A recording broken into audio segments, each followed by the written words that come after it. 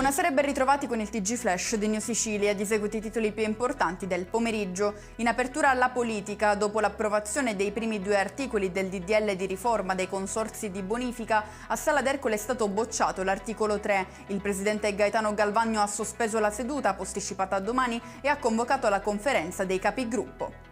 Tragedia della solitudine in un'abitazione di Comiso, in provincia di Ragusa, dove un uomo di 85 anni è stato trovato senza vita. Vedovo da diverso tempo, non aveva figli né parenti vicini. Sarebbe stato uno dei suoi amici a lanciare l'allarme dopo essersi recato fuori dalla sua abitazione e non aver ricevuto alcuna risposta. L'uomo era morto da 15 giorni.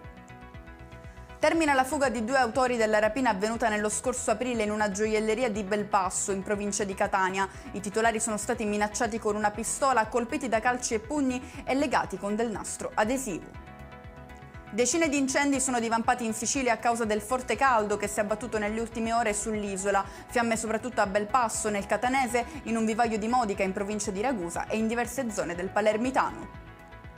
Proseguiamo sempre sulla scia delle alte temperature che domani continueranno a mettere a dura prova i siciliani, ma con un lieve calo. Previsti picchi fino a un massimo di 38 gradi, allerta rossa per gli incendi in quasi tutta la regione.